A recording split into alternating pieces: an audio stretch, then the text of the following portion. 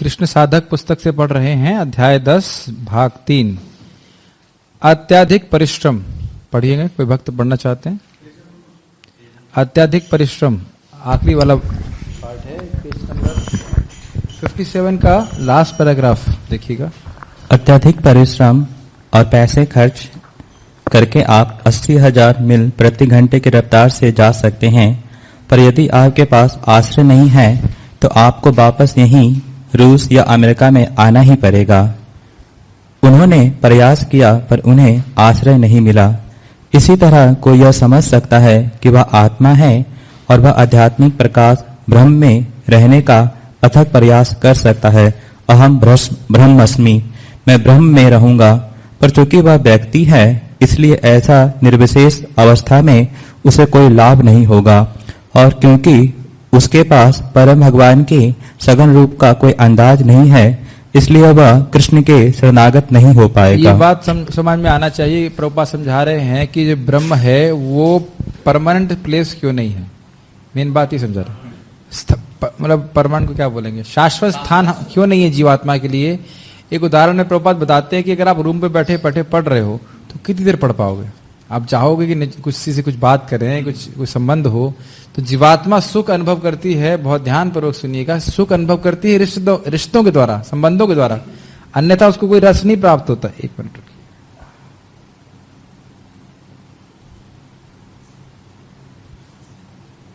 कोई रस नहीं प्राप्त होता है तो ब्रह्म में जाकर किसी से रस संबंध स्थापित करने का कोई मतलब नहीं है। तो बहुत लंबे समय तक बोर होना पड़ेगा, ऐसे कहना चाहिए। और इसीलिए बोलते हैं आरूह्य कृच्छेन परम पदम तथा पतंति नादृत युष्मात् पदांग्रे। भगवान के चरणों कमलों का अनादर करने के कारण ब्रह्म पद को प्राप्त करने के बाद भी जीवात्मा को वापस आना पड़ता है। यानी यहाँ पे जो कंपेयर किया जा रहा है कि कोई अगर क्या कहते हैं सैटेलाइट को अगर आकाश में डाल भी दिया जाए तो बहुत देर नाचने के बाद परिधि में, पृथ्वी की परिधि में घूमने के बाद वो वापस गिर जाती है। और इसका उदाहरण हम समझ सकते हैं। दूसरी बात है कि अगर कोई व्यक्ति दूसरे ग्रह में चला जाए तो फिर रह सकता है, लेकिन अगर अंतरिक्ष में टिका रहेगा तो वापस गिर जाएगा। समझ में आया सब? ब्रह्म की जो स्थिति है वो जीव की स्थिति शाश्वत नहीं है, क्योंकि उसको आनंद का तत्व नहीं मिल पाया। ये बात बोल रहे ठीक है। और वहां पे वो भगवान के सगुण रूप के बारे में नहीं जानता है, इसलिए भगवान की भक्ति के बारे में नहीं जानता है, तो वहां से प्रगति करने के कार्य मुश्किल होता है। मैं शब्द मुश्किल यूज कर रहा हूं कि कभी कभी भगवान के भक्त, ऐसा वर्णन है बृहत भागवतामृत में, जहां तक मुझे स्मरण आ रहा है, कि भगवान के भक्त ब्रह्मज्योति से भी कीर्तन करते हुए निकलते हैं कभी कभी। तो उस कीर्तन में को सुन करके कुछ जीवात्माएं आकर्षित हो जाती हैं, लेकिन बहुत कम ऐसा होता है। इसके लिए हम लोग बार बार चर्चा कर रहे हैं कि भक्ति करते समय, साधना करते समय व्यक्ति का कंसेप्शन बहुत क्लियर होना चाहिए कि मैं कर क्यों रहा हूं, मेरा उद्देश्य क्या है। ठीक है, इसलिए वह कृष्ण के शरणागत नहीं हो पाएगा। स्वाभाविक रूप से वह फिर इस भौतिक जगत में आकर भौतिक विषय वस्तु की शरण लेगा। कभी वह परोपकार के कर्म में लग जाता है। वह सोचता है वह सबसे अच्छी सेवा है, केवल अपनी सेवा करने से अच्छा मैं पूरी मानवता की, पूरे समाज की, पूरे देश की सेवा करता हूँ, इत्यादि इत्यादि। अब आपने देखा, हम लोगों ने 7वें अध्याय में पढ़ा था प्रथम बुक के कि जीवात्मा का सनातन धर्म है सेवा करना। तो अब वहां पे जाके सेवा नहीं मिलेगी तो व्यक्ति असंतुष्ट होकर के भौतिक जगत की सेवा करता है। प्रभुपाद जी इसको प्रथम स्कंद में बोलते हैं कि मायावाद दर्शन की वजह से भोग की वासना बढ़ गई लोगों में। कैसे? क्यों? क्योंकि ब्रह्म में कोई विविधता तो है नहीं, कोई एंजॉयमेंट है नहीं, तो इस जगत को ही भोगते हैं। ये इसीलिए भगवान कृष्ण ने शंकराचार्य जी को भेजा था ताकि लोगों के अंदर भोग की भावना बढ़े। ये रिलेट कर पा रहे हैं कि नहीं कर पा रहे हैं? ये कंसेप्ट थोड़ा मुश्किल है समझने में। ब्रह्मवादी या मायावाद का प्रचार होने से भोगों की वासना कैसे बढ़ जाएगी? भगवान की सेवा नहीं करेंगे तो फिर वो अपनी सेवा करेंगे, अपनी इंद्रिय तृप्ति के लिए अलग अलग चीजों का। फिर समझिए आप मेरी बात, ब्रह्म मायावाद की अगर प्रचार हो रहा है तो उससे लोग भौतिकतावादी में क्यों बढ़ जाएंगे? किस प्रकार का सुख? जीवात्मा सुख भोगता है विभिन्न प्रकार के रसों के द्वारा, संबंधों के द्वारा। तो वो तो है नहीं, तो जब वहां कोई संबंध नहीं तो इसी जगत पे संबंध ढूंढेगा और भोग बढ़ाएगा अपने। प्राय जो लोग निराकारी होते हैं, क्या कह रहे हैं आप? माइक पे बोलिए ना, माइक पे अभी तक सीखे नहीं आप लोग। यस, बोलिए। बोले कि वहाँ कोई संबंध है नहीं, तो वो तो वहाँ जाने के बाद पता चलेगा ना। कहाँ पे? ब्रह्मज्योति। हाँ, तो यही तो बात है, असंतुष्ट होते हैं, फिर वापस आकर के वो उस ब्रह्म को पद को प्राप्त करने के बाद भी वो असंतुष्ट होते हैं, अगर भगवत प्राप्ति नहीं होती तो, और होगी भी नहीं क्योंकि उस तरह से साधना किया भी नहीं है। नहीं, आप कह रहे हैं कि भोग की वासना बढ़ जाता है। यस, इस तरह के प्रचार मैं नहीं कह रहा हूँ, आप प्रभुपाद जी के हाँ, उसमें ठीक है। कहिए। तो वहाँ जाने के बाद तो उनको पता चल गया, फिर वो वापस आ जाएगा। फिर कितनी बार तो बोला कि आरूह्य कृच्छेन परम पदम ततः पतंति नादृत युष्मात् पदांग्रह। जब तक भगवत चरण की प्राप्ति नहीं, यही तो बात हो रही है, जब तक भगवत भक्ति की प्राप्ति नहीं होती है, भगवत चरण की प्राप्ति नहीं होती है, अनस्टेबल सिचुएशन है, क्रैश करेगा। अनस्टेबल मतलब, अनस्टेबल का मतलब क्या होता है? पतंग कितनी भी ऊंची उठे, अनस्टेबल हो गई तो नीचे गिरेगी। तो वही वाली बात है, ये अनस्टेबल सिचुएशन है, जीवात्मा की सच्ची स्थिति नहीं है, क्योंकि जीवात्मा का स्वरूप है कृष्ण के दास के रूप में, और कोई भी स्थिति जीवात्मा की फिक्स्ड स्थिति नहीं है। ये बात समझना। स्वर्ग है, स्वर्ग से नीचे गिरेगा, ब्रह्म पद को प्राप्त करेगा तो वहां से नीचे गिरेगा। डाउट है? मतलब मेरा कहना है कि अगर वहां से गिर गया नीचे तो वो तो भूल जाएगा ना, जब मैं कहाँ से गिर गया, हम कहाँ से आए, उससे तो मतलब भूल नहीं जाएगा है, ना। कहां से गिरा से मतलब नहीं तो क्यों भोग में लगेगा वो? तो फिर क्योंकि भोग का मतलब है, यहाँ पे भोग का मतलब है भौतिक जगत में आसक्त हो जाना। जैसे हम यहाँ देख रहे हैं, प्रभुपाद बोल रहे हैं और ऐसा करते भी हैं। एक हमारे यहाँ पे एक हॉस्पिटल है, मैं नाम नहीं लेना चाहता हूँ, लेकिन वो उन लोगों के द्वारा चालू किया गया है जो कहते हैं जगत मिथ्या, ब्रह्म सत्य जगत मिथ्या। तो अगर आप इतने साक्षात्कारी हैं कि आप ब्रह्म को मिथ्या बोल रहे हैं, तो आप उसमें हॉस्पिटल क्यों खोल रहे हैं? ये प्रत्यक्ष दिखा रहा है। प्रभुपाद जी ऐसे मनगढ़ंत तरीके से नहीं बोल रहे है ना। ये लोग बोल रहे हैं, सो कॉल्ड वेदांती बोलते हैं कि ब्रह्म सत्य है, जगत मिथ्या है, तो जगत मिथ्या जगत में हॉस्पिटल क्यों खोल रहे हैं?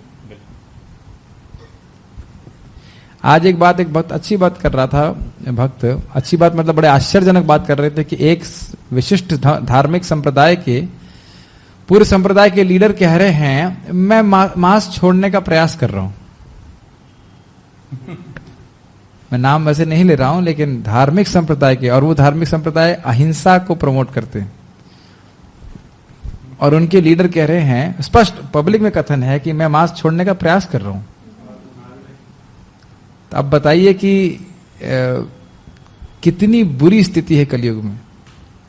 और इस्कॉन के भक्त जो हरे कृष्ण जब करते हैं, कितनी आसानी से मांस, शराब, यहां तक कि अवैध संग, सब कुछ, जुआ, सब छोड़ देते हैं। तो इससे देखना चाहिए कि भक्त ये वाकई हरे कृष्ण मंत्र कार्य करता है, और कलयुग के जो दुष्परिणाम है उसको भगा देता है। और अन्यथा अपनी शक्ति से कोई सो कॉल्ड आध्यात्मिक लीडर भी इन बुरी आदतों को नहीं छोड़ पाएगा। हमारे एक भक्त बीकानेर गए, तो वहां के किसी डॉक्टर ने बोला कि हम शराब और मांस नहीं छोड़ पा रहे हैं, बावजूद इसके कि डॉक्टर होने के बावजूद मैं जानता हूं कि गलत है, फिर भी नहीं छोड़ पा रहा हूं।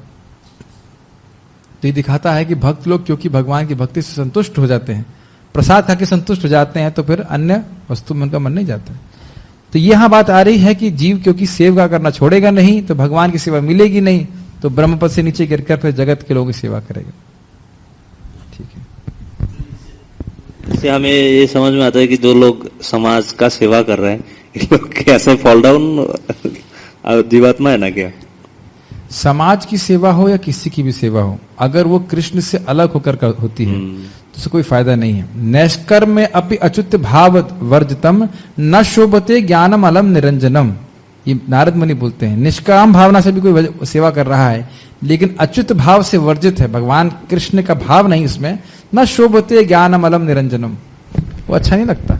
ब्रह्म का भी ध्यान कर रहा है, अच्छा नहीं लगता। अभी इसको श्रील विश्वनाथ चक्रवर्ती ठाकुर बोलते हैं, नौवी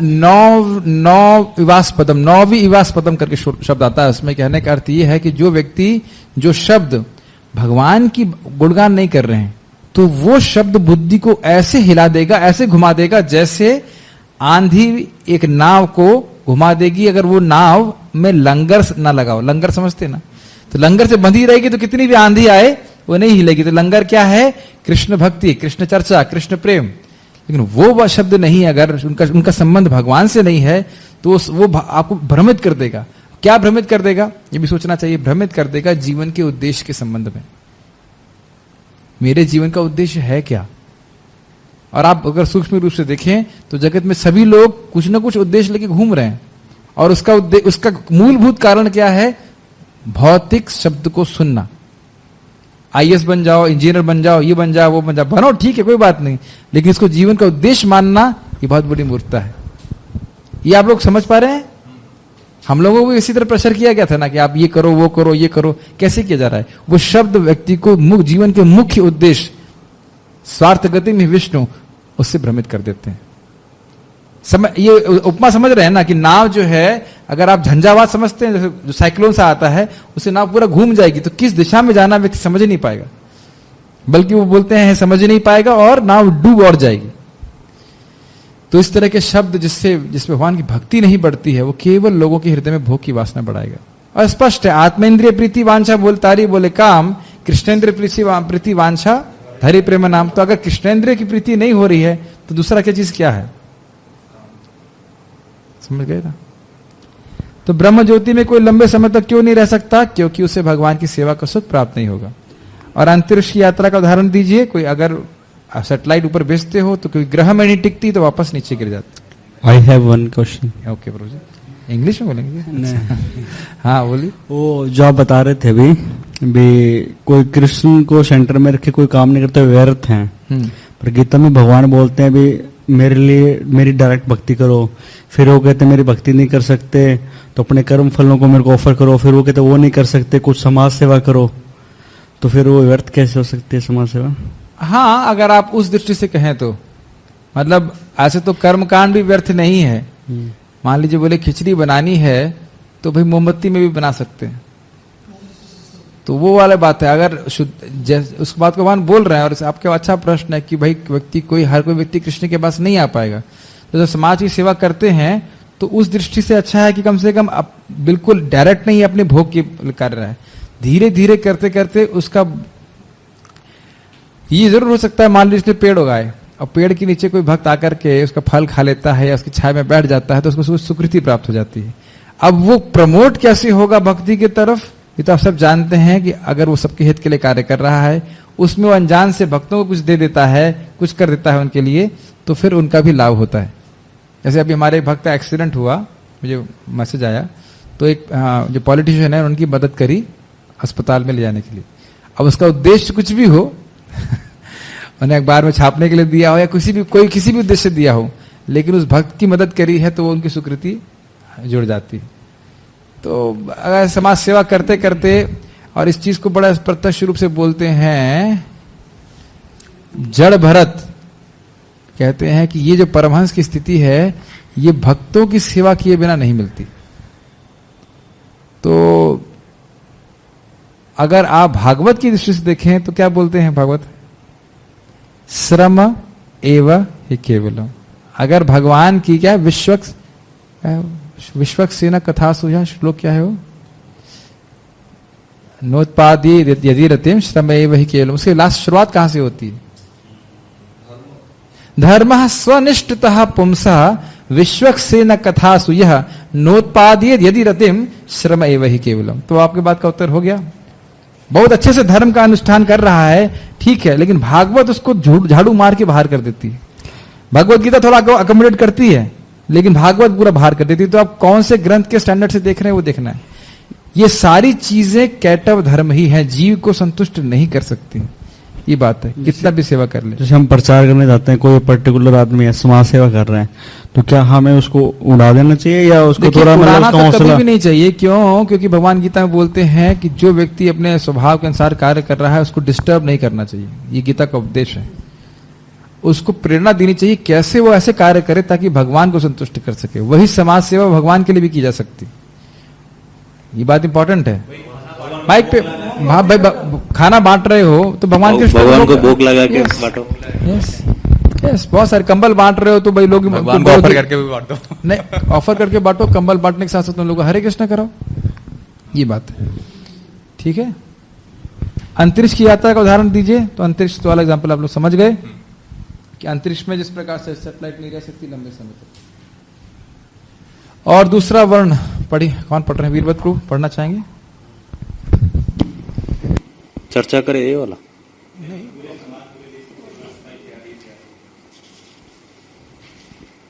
पढ़ तो लिया ना ये इत्यादि आदि, पर ये सब असत धर्म है। और दूसरा वर्ण ये सब असत धर्म है। अभी देखिए आपके प्रश्न का उत्तर स्वयं ही हो गया। असत धर्म मतलब क्या होता है? सद्धर्म और असत धर्म, मतलब टेम्परेरी, और कोई भी टेम्परेरी चीज जीव को संतुष्ट नहीं कर सकती।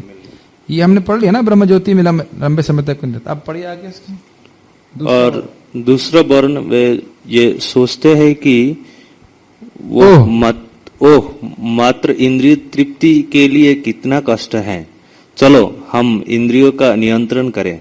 ब्रह्म सत्य, जगत मिथ्या।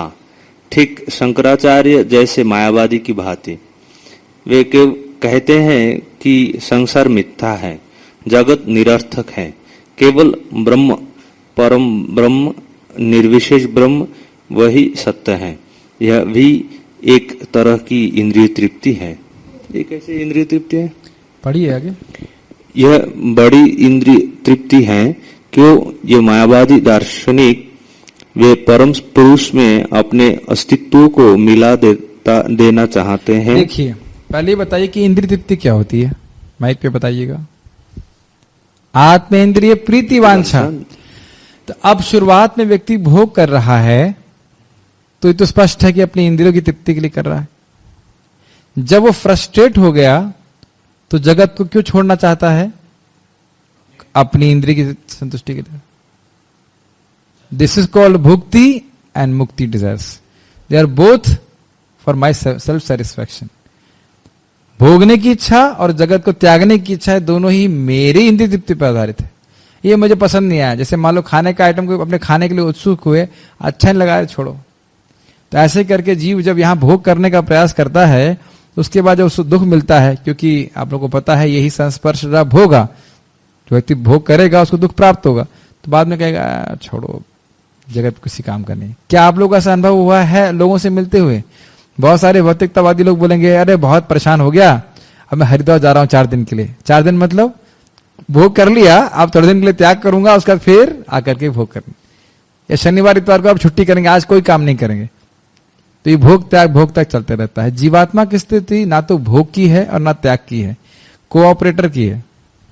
कृष्ण के आनंद में हम सहयोगी हैं, ना तो भोगी हैं ना त्यागी हैं। जैसे एक ड्राइवर ना तो कार का भोगी है और ना कार का त्यागी है। कार तो उसकी है नहीं, और ये भी नहीं कह सकता कि कार मैं अपनी मर्जी से कहीं पे भी लेके जाऊंगा। जब उसको कार का सुख कब मिलेगा बताइए? जब स्वामी बोलेगा चलो भाई कार सफाई करो और हम ऐसे चलो, तो कार का एसी की हवा उसको भी लगेगी। लेकिन ना तो वो कार का भोगी है ना तो कार का त्यागी है। समझ में आ रहा है आपको? ठीक है। तो इस प्रकार की इच्छा जो भगवान की इच्छा से अलग है, भगवान को संतुष्ट, ऐसे समझ लीजिए, इजी होगा। भगवान को संतुष्ट करने की इच्छा के अलावा कोई भी इच्छा इंद्रिय तृप्ति की इच्छा है। दशरथी प्रभु रिपीट करिए जो मैंने बोला, और सब लोग ध्यानपूर्वक सुनिएगा। यस, भगवान की इच्छा को तृप्त करने के बिना जो भी इच्छा हम जीवात्मा करता है वो सब जो है भोग की इच्छा है, सूक्ष्म या फिर स्थूल। तो भगवान चाहते हैं कि हम लोग उनके शरीर में मर्ज हो जाएं, तो समझ में आ गया ना, इंद्रिय तृप्ति की इच्छा है। यस, इसका मतलब है कि हिटलर, चर्चिल और रूजवेल्ट बनकर उनकी इंद्रिय अधिक तृप्त नहीं हुई। इसका अर्थ ये है, ये सारे लोग जगत के बहुत बड़े भोगी हैं, भोग करना चाहते थे, कंट्रोल करना चाहते थे। जब इस तरह से संतुष्ट नहीं हुए तो अब भगवान में मर्ज हो जाएंगे, मिल जाएंगे। यस, अब वे कहते हैं कि यह जगत मिथ्या है, अब मुझे परम बनने दो। यह भी एक तरह की इंद्रिय तृप्ति है। ठीक है। तो ब्रह्म ज्योति मिल जाना चाहने वाले व्यक्ति का क्या प्रयोजन होता है? प्रयोजन होता है इंद्रिय तृप्ति, और वो भगवान बनना चाहता है। ठीक है। और ये सबसे बड़ी, इसमें लिखा है तार मध्य, इसमें नहीं, चैतन्य चरितामृत में लिखा है तार मध्य मोक्ष वांछा कैटब प्रधान, जहां होइते कृष्ण भक्ति हईर अंतर्धान। तो मोक्ष की वांछा, इस प्रकार की वांछा सबसे बड़ा धोखा है जीवात्मा के लिए। और ऐसा कोई धोखा करता है तो उसके हृदय में भक्ति स्फुरित नहीं होती। जैसे सिंपल सी बात है, आप लोग यहाँ क्लास सुनने आए हैं, क्लास होने से पहले रोज सफाई होती कि नहीं? अब यहाँ पूरा गंदा मैला पड़ा हो तो क्लास सुनने कौन आएगा? साधु पुरुष तो नहीं आएंगे। उसी प्रकार से भक्ति हृदय में प्रवेश नहीं करती है जब तक हृदय साफ नहीं होता। इसका अर्थ ये नहीं कि हम कुछ और करें, भक्ति करने से हृदय साफ होता है, फिर भगवान भक्ति देवी उदित होती हैं हृदय में। लेकिन ये बहुत महत्वपूर्ण बात है, अपने हृदय को साफ करना बहुत जरूरी है ताकि भक्ति का मतलब क्या कह सकते हैं, मैनिफेस्टेशन क्या बोलेंगे, अभिव्यक्ति, प्रकटीकरण हो। यस, ओके, कौन पढ़ना चाहेंगे आगे? हिंदी पढ़ना चाहते हैं? मैं पढ़ता हूं। भगवत गीता में 3 प्रकार के अध्यात्मवादियों को तुलनात्मक विवेचन किया गया है। यह है निराकार ब्रह्म के उपासक यानी ज्ञानी, परमात्मा स्वरूप के उपासक यानी योगी, तथा भगवान श्री कृष्ण के भक्त। वहां कहा गया है कि जो ज्ञानी है, अर्थात जिन्होंने वैदिक ज्ञान होना चाहिए, इसमें दान लिख दिया है, वैदिक ज्ञान का अनुशीलन किया है, वह सामान्य सकाम कर्मियों से बेहतर है। मतलब समझ में आ रहा है आप लोगों को? जो भोग में लगे हुए हैं उनसे श्रेष्ठ है ज्ञानी, जो समझ गया कि भोग करने से सुख नहीं मिलेगा, दुख है। लेकिन योगी इनसे भी बेहतर है। योगी मतलब जो अपनी इंद्रियों को भगवान की सेवा में लगा रहा है, अर्थात भक्त। इन सब योगियों में से जो पूरी शक्ति से भगवान की निरंतर सेवा करते हैं वह सर्वोच्च है। नहीं, योगी का जो शब्द का उपयोग है वो अलग अलग जगह अलग अलग होता है। योगी जिस तरह से आप सोच रहे हैं सिद्धि प्राप्त करने वाला भी होता है। जैसे कर्मभ्यापि अधिको योगी कर्मी से श्रेष्ठ ज्ञानी है, ज्ञानी से श्रेष्ठ तपस्वी, तपस्वी से श्रेष्ठ योगी है। तो जो आप योगी अर्थ ले रहे हैं वो अर्थ है तपस्वी का। भगवत गीता के 6 अध्याय में आप लोग देखेंगे कर्मी से अधिक ज्ञानी श्रेष्ठ है, ज्ञानी से अधिक तपस्वी श्रेष्ठ है, तपस्वी से, मैं थोड़ा ऑर्डर भूल रहा हूं, भगवत गीता हो तो देख सकते हैं। देखिए भगवत गीता है क्या, हाँ भूल रहा हूं मैं थोड़ा सा, यही ऐसे कुछ सीक्वेंस क्या है आप जरा देख लीजिएगा।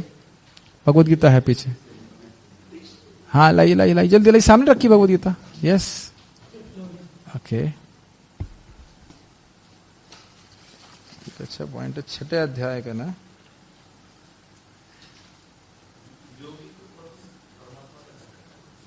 योगी परमात्मा का ध्यान करते हैं, लेकिन योगी किस कंटेक्स्ट में बोला जा रहा है?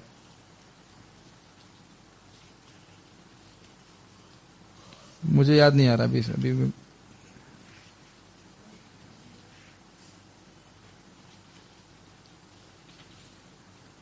हाँ, 6.46 तपस्विभ्योदिको योगी ज्ञानिभ्योपि मतोदिकः कर्मभिश्चादिको योगी तस्माद् योगी भवार्जुना।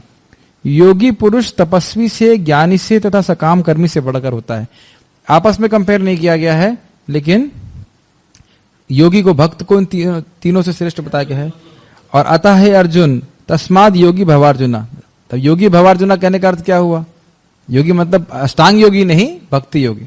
आगे भगवान क्लियर बोलते हैं, क्या है उसमें वो, योगी नाम अपनी सर्वेशाम मद गति नांतरात्मा श्रद्धवान भजते ये माम समे युक्त तमो मतः। ठीक है, ओके। संक्षेप में हम ये कह सकते हैं कि एक दार्शनिक विचारक एक श्रमिक से बेहतर है, यानी ज्ञानी जो है कर्मी से बेहतर है, और एक योगी एक विचारक से बेहतर है। तो यानी यहां पे योगी जो बोल रहे हैं वो आपका वाला योगी है, यानी अष्टांग योगी। और सभी योगियों में से वह योगी जो भक्तियों का पालन करता है और निरंतर भगवान की सेवा में लगा रहता है सर्वश्रेष्ठ। तो उन योगियों में से भी, यानी जो इंद्रिय संयम कर रहे हैं, उनमें अष्टांग योग का द्वारा इंद्रिय संयम किया जाता है और भक्ति योग के द्वारा इंद्रिय संयम किया जाता है। तो यहां बात आ रही है कि वो योगी जो भक्तियों का पालन करता है और अपनी इंद्रियों का संयम भगवान कृष्ण की सेवा में लगाने के द्वारा करता है, वो सर्वश्रेष्ठ है। ईशोपनिषद हमें इस पूर्णता का पथ दर्शाती है। मनुष्य के 4 प्रकार कौन से हैं? कर्मी, ज्ञानी, तपस्वी वाला यानी अष्टांग योगी, और भगवान के भक्त। और इसी को योगा लैडर भी कहते हैं। कर्म योग, ज्ञान योग, अष्टांग योग और अंतोतगत्वा भक्ति योग। यस।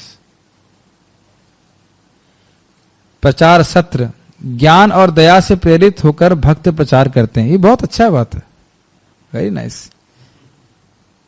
केवल दया से ही नहीं, क्योंकि दया होगी और ज्ञान नहीं होगा तो बड़ा मिस्टेक है। टॉपिक जबरदस्त है, समझ रहे हैं भाई। लोग दया तो जगत में कर रहे हैं, किसी को कंबल बांट रहे हैं, किसी को खाने बांट रहे हैं, किसी को कुछ कर रहे हैं, लेकिन कोई ये ज्ञान नहीं है कि किसकी वजह से दुख भोग रहा है। अभी मैं जो श्रील प्रभुपाद आश्रय पुस्तक को ट्रांसलेट कर रहा हूं, तो प्रभुपाद बता रहे हैं सुंदर कि व्यक्ति दुख क्यों भोगता है। दुख भोगता है अज्ञान के कारण। उसको नहीं पता कि इन्फेक्शन किस चीज से होता है। मान लो आपको नींबू खाने से प्रॉब्लम है और आपको नहीं पता है कि नींबू खाने से प्रॉब्लम है, तो चाहे कुछ भी करिए आपका प्रॉब्लम जाएगी नहीं जाएगी। यही बात है। तो गुरु यही बात बोलते हैं, गुरु का मतलब कर्तव्य यही है कि अज्ञान को नष्ट करने। भाई तुम कृष्ण से विमुख हो, क्या श्लोक है वो, भोग वांछा करे कृष्ण भूलिया जीव, भोग वांछा करे अते निकटस्थ माया। नहीं, ये श्लोक है। एक और है, कृष्ण भूलिया जीव अनादिर बहिर्मुख अतएव माया दे संसार दुख। तो दुख का एकमात्र कारण है कृष्ण से विमुखता। तो ये बात कितने लोगों को पता है। हम लोग बीच में चर्चा कर रहे थे ना कि माया के दास को ये भी पता नहीं होता है कि माया का दास है। कृष्ण के दास को ये तो पता रहता है कि कृष्ण का दास है। जो कृष्ण के दास बन रहा है उसको पता है कि मैं माया की सेवा कर रहा हूं, मुझे कृष्ण का सेवा करना चाहिए। लेकिन जो पूर्ण कृष्ण माया के दास हैं उन्हें पता भी नहीं कि किसकी सेवा कर रहे हैं, माया के ही दास। तो ये बात इंपॉर्टेंट है कि भक्तों को ज्ञान होना चाहिए कि किससे जीव का लाभ होगा, और दया भी होनी चाहिए। अगर ज्ञान है और दया नहीं है तो फिर प्रचार नहीं करेगा। हाँ सब समझ में आ गया, लेकिन किसी को बताना नहीं है। जब शरीर का कोई भाग रुग्ण होता है तो पूरा शरीर उस भाग की रखवाली करता है। बहुत सुंदर, क्या उदाहरण से ओपन किया है, समझ पा रहे हैं। आपकी उंगली में अगर कट लग जाए तो पूरा शरीर उस उंगली का रक्षा करता है ना। पांव में हल्का सा चोट लग जाए तो हम पांव की रक्षा करते हैं कि नहीं। ऐसे तो पांव नीचे है, समझ रहे हैं। इसी प्रकार भक्तों द्वारा समस्त पद जीवों पर दया करना, पर होना चाहिए, समस्त पर जीवों, बद्ध जीव, पद भी नहीं होना चाहिए, बद्ध जीव होना चाहिए। इसी प्रकार भक्तों द्वारा समस्त बद्ध जीवों पर दया करना भक्त की एकात्मकता प्रकट करता है। समा सर्वेषु भूतेषु का अर्थ क्या है भक्त के लिए? अर्थ ये है कि सभी को भक्ति देने का प्रयास करना चाहिए। कभी कभी कुछ लोगों का मत होता है कि केवल स्टूडेंट्स को प्रचार करना चाहिए, या बहुत बुद्धिमान हैं जो मतलब आईटी वाले हैं, बहुत हाई फाई लोग हैं, उनको ही प्रचार करना चाहिए। सबको करना चाहिए। जारे देखो तारे कहो कृष्ण उपदेश। भगवान के लिए कोई अधिक प्रिय और कम प्रिय नहीं है, ये बात ध्यान रखना चाहिए। हमें देखना चाहिए कि कौन व्यक्ति भक्ति को स्वीकार करना चाहता है और कौन नहीं, ये देखना। हम लोग जो स्वीकार करना चाहते हैं उनको हम देते हैं। अद्भुत बात यह है कि जब आप प्रचार करेंगे तो आप जानते हैं कि अंदर बहुत सारे दुर्गुण हैं, लेकिन एक प्रचारक क्या देखता है, ये हरे कृष्णा तो कर रहा है, बहुत अच्छा है, एक माला जप कर रहा है, बहुत अच्छा है, आगे जाकर के ठीक हो जाएगा। तो इस प्रकार से हम लोग दोष देखने की प्रवृत्ति से मुक्त हो जाते हैं, और ये हमें अपने भक्तों पर भी अप्लाई करना चाहिए। कोई व्यक्ति भक्ति कर रहा है, अपने गुणों के कारण वो प्रभावित है गुणों से, लेकिन अगर वो हरि नाम जप कर रहा है तो वो शुद्ध हो जाएगा, क्योंकि एक एक नाम उसको कितना रिलीव कर दे रहा है वो हम समझ नहीं पा रहे हैं। आप मेरी बात मैं रिपीट कर रहा हूं, ध्यानपूर्वक सुनिएगा। आप आज उसका स्वभाव देख रहे हो या अपना भी स्वभाव देख रहे हो, आप ये ध्यान रखो कि एक एक नाम में हरे कृष्णा, कृष्ण में कितने जन्मों के पाप नष्ट करने की शक्ति है और कितना स्वभाव परिवर्तन करने की शक्ति है, ये हम नहीं जानते, अंदाज नहीं लगा सकते। तो भले ही कितनी बड़ी भयानक गंदगी हो, लेकिन उच्चारण हो रहा है मुंह से तो हमें सम्मान करना चाहिए। ये बात इंपॉर्टेंट है, ठीक है। भगवद गीता 5.18 कहती है, पंडितः समदर्शिना, अर्थात जो विद्वान हैं प्रत्येक बद्ध जीव को समभाव से देखते हैं। इंटरेस्टिंग है, समभाव से देखने का अर्थ ये है कि सभी बद्ध हैं, सभी एक प्रकार से दुख भोग रहे हैं और सबकी एक ही इलाज है। एने 6 औषधि माया नसीबा रे लगे, हरि नाम महामंत्र लाओ तुम्हें मांगे। वह प्रत्येक जीव पर दया करने वाले हैं, अतः उन्हें अपारक्य बुद्धि कहते हैं। मतलब पारक्य मतलब ये अलग है, ये मुझसे दूर है, इनसे मतलब नहीं है, इनको तो ठीक करना, ये हमारे लोग हैं, इनको देना है, उनको नहीं देना, ऐसा भाव नहीं है। जैसे एक अमेजिंग बात है कि प्रभुपाद जी इंग्लैंड में प्रचार करने गए थे तो काफी लोग प्रभुपाद जी ने देखा भी था कि इंग्लैंड के लोगों ने किस प्रकार से उत्पीड़न किया है भारतीयों का। उसके बावजूद भी हरि नाम देने के लिए इंग्लैंड में गए। तब देख सकते हैं कि शत्रुता और मित्रता का भाव एक वैष्णव का बिल्कुल नहीं होता। नहीं तो कहते हैं चलो बाकी सारे देशों में जाऊंगा, इंग्लैंड में नहीं जाऊंगा, मैंने बहुत कष्ट दिया है ना, ऐसे लोग सोचते हैं। ऐसा कभी सोचा नहीं, मैंने आज सोच रहा हूं। क्योंकि भक्तगण विद्वान होते हैं। जैसा कि आप देखो प्रहलाद महाराज हिरण्यकश्यप के बारे में सोच रहे थे कि कष्ट दिया और ऐसे करके। क्योंकि भक्तगण विद्वान होते हैं और जानते हैं कि जीवात्मा परमेश्वर का अभिन्न अंश है, अतः वे प्रत्येक व्यक्ति को कृष्ण भक्ति का पाठ पढ़ाते हैं जिससे वह सुखी रह सके। अब वो कितना पाठ स्वीकार करता है ये वो उसके ऊपर है। लेकिन एक बात ध्यान रखनी चाहिए कि जब कोई व्यक्ति भक्ति स्वीकार करने की वृत्ति है, उसका कारण है पहले जन्म की कुछ संस्कार। तो कोई हो सकता हो इस जन्म में संस्कार लेके चला जाए, और कोई व्यक्ति हो सकता है भक्ति को भी पूरा परफेक्ट हो जाए। आपको क्या करना है? आपको क्या करना है? केवल संस्कार लेना है या भक्ति पूरी करनी? ये आपको सोचना है। बोलना है से नहीं चलेगा, सोचना आपको है कि हम खाली संस्कार लेने के लिए आए हैं इस जीवन में, सुकृति लेने के लिए आए हैं, कि भक्ति में पक्के होने के लिए आए हैं। क्योंकि इसकी परीक्षा हर व्यक्ति के लिए होगी। लेकिन हमें दूसरों के प्रति देखना चाहिए कि कभी कोई बात नहीं, संस्कार तो ले रहा है, कुछ तो भक्ति कर रहा है, मंगल आरती आ रहा है। जैसे एक बहुत सुंदर बात बताऊं मंगल आरती के लिए, कल रात में मैंने पढ़ा कि भगवान सामने थे महाभारत में, अर्जुन पीछे थे, अर्जुन तीर चला रहे थे, तो मान अब वो देख रहे हैं भगवान को, और उनके मन में यह आ गया, ओह कितने सुंदर हैं, और इतनी देर में उनका जो बाण आया मार के चला गया, तो वो सबको वैकुंठ की प्राप्ति हुई। बताओ भगवान ने कृपा किया, कितने लोग 18 करोड़ कितने लोग थे 64 करोड़ लोगों पे कृपा किया कि उनका नाश करवाया, हिंसा करवाई। वैसे तो वैकुंठ जाने वाले नहीं थे ना वो, लेकिन बता रहे हैं कि जो चेदी राज था शिशुपाल, वो भगवान के प्रति द्वेष करता था, इसलिए वो खाली ब्रह्मज्योति तक प्राप्त हुआ। तो मैं खाली ये बोल रहा था एप्रिसिएशन, प्रभुपाद बोल रहे थे, क्योंकि उनके हृदय में जो महाभारत में युद्ध कर रहे थे वो लोग न्यूट्रल थे या थोड़ी भक्ति थी, तो भगवान के रूप की सराहना, ध्यान दीजिएगा, भगवान की रूप की सराहना करने से उनकी जो सुप्त भक्ति थी वो जागृत होने लगी थी। मैं रिपीट करूं ये बात, मैं रिपीट कर रहा हूं, फिर ध्यानपूर्वक सुनिएगा। भगवान के सुंदर रूप की थोड़ी सी सराहना करने मात्र से, सराहना मीन्स एप्रिसिएशन, उनके हृदय की भक्ति बढ़ने लग गई। उसी प्रकार से हम रोज मंगल आरती जाते हैं अगर जाएं तो, और हम भगवान के रूप के दर्शन भी कर सकते हैं, उनकी सराहना भी कर सकते हैं। अगर हो सके तो आगे खड़े होकर के भगवान को देखना चाहिए। इसीलिए परम पूज्य राधा गोविंद महाराज बोलते हैं कि भक्तों को भगवान को देखना चाहिए।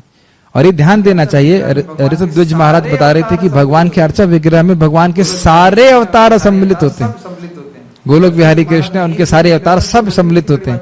रेफरेंस तो महाराज ने नहीं दिया, लेकिन रेफरेंस से बोलेंगे, इतनी बड़ी बात क्यों बोलेंगे, रिकॉर्डेड है। वो ऐसे कोई, हाँ ऋषभ द्विज महाराज थे, बोले सारे जितने भगवान के अवतार हैं वो भगवान के अर्चा अवतार में आते हैं, इसीलिए कृपा अवतार है अर्चा अवतार।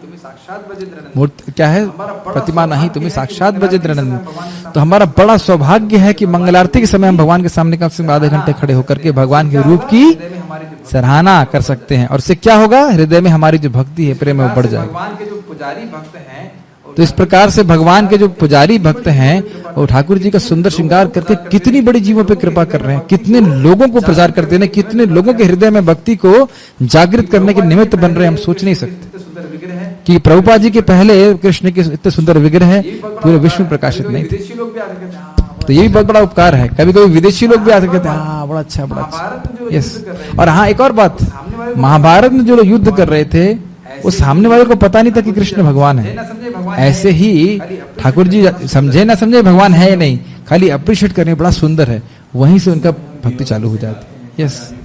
तो सुबह में हम बीवावरी से गाते हैं तो आचार्यों की प्रार्थनाएं हैं, वो तो सारी चीजें आ ही गई। वो तो कहना ही क्या, वो तो कहना ही क्या, लेकिन मैं खाली भगवान के रूप पे ध्यान करने की बात कर रहा हूँ, और ये बात बड़ी पावरफुल है। तो इस तरह से जो जीव है उसकी जो दुखद स्थिति है, उससे भक्त लोग कुछ ना कुछ प्रयास करते रहते हैं कैसे वो बाहर निकले, बाहर निकले। ठीक है, भक्ति का पाठ पढ़ाना बहुत जरूरी है।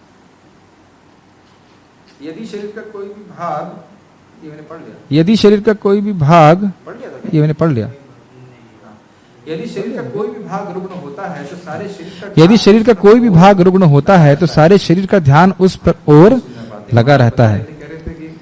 बहुत सुंदर बात। एक महाराज बता रहे थे, कह रहे थे कि एक भक्त अपने दुखों की चिंता नहीं करते हैं, वो दूसरों के दुखों की चिंता करते हैं, और उस दुखों की चिंता करने के वजह से अपने दुख की चिंता उनकी चली जाती है। वासुदेव दत्त प्रहलाद जी सच्चा, समझ रहे ना, वासुदेव दत्त प्रहलाद जी सच्चा वैष्णव का लक्षण। से भक्तगण किसी भी ऐसे व्यक्ति को, इस प्रकार से भक्तगण किसी भी ऐसे व्यक्ति को का जो कृष्ण को भूल बैठा है और फलस्वरूप भौतिक चेतना में खोया है ध्यान रखते हैं। यानी कि आप कहो कि भाई अब हमारे घर में जब आए और हम तब उसे प्रचार करेंगे तो ऐसे कितने लोग आएंगे? क्या आप, अच्छा, आप में से कितने लोग स्वयं ही मंदिर गए थे और वहां जाकर प्रचारित हुए? हाथ खड़ा कीजिए। स्वयं से गए थे? खाली एक भक्त है, स्वयं से गए थे इस्कॉन टेम्पल, कोई किताब भी नहीं मिली आपको? देखो हाँ, तो फिर देखो धोखेबाज, हाँ, शर्म नहीं आती आपको? भूल गए आप उसको? माइक पे बोलिए ना, सारी कहानियां माइक पे बोलिए ना, सारी कहानियां वासी बोल रहे हैं। तो मैं दिल्ली में रहता था, तो नजबगढ़ में गीता प्रेस की किताब मैं लाने गया था। तो वो किताब की दुकान जो लक्ष्मी बुक स्टोर थी वो बंद थी। तो सामने वाली दुकान ने बोला कि यहाँ पे एक प्रभु जी रहते हैं, उनके पास भागवत गीता मैंने देखी है, शायद वो तुम्हें दे देंगे। तो मैं ललित मोहन प्रभु से मिला और फिर उन्होंने भागवत गीता दी और फिर मुझे विजिटिंग कार्ड दिया कि बुधवार को नजफगढ़ में प्रोग्राम होता है। आप देख रहे हैं ना, तो ऐसा नहीं था वो चुपचाप बैठ गए, हाँ वो चुपचाप बैठे रहे, हाँ भाई कुछ नहीं ऐसा बस। और एक और बात है, जब पुस्तक वितरण भक्त करते हैं, कोई लेता है तो उस भक्त को खुशी होती है, तो उस व्यक्ति ने वैष्णव सेवा कर दी, इस कारण से और उसकी प्रगति होती है। ठीक है, चेतना में खोया हुआ है। ओके, तो यानी वो तो चेतना में खोया हुआ है, हमें प्रयास करना है, दिमाग लगाना है कैसे वो जागृत हो। भक्त की समान दृष्टि इसी में है कि वह समस्त जीवात्माओं को भगवान के धाम में जाने में सहायता पहुंचाता है। श्रीमद् भागवतम समझ में आ गया? सभी को एक तरह से, ये नहीं देखते कि ये व्यक्ति अयोग्य है, ये छोटी जाति का है, ये बड़ी जाति का है, ये बुद्धिमान है, नहीं है, ऐसी बात नहीं। ठीक है, इसमें शायद भजन नहीं इन्होंने लिखा है, तो फिर हम लोग यही रुक जाते हैं।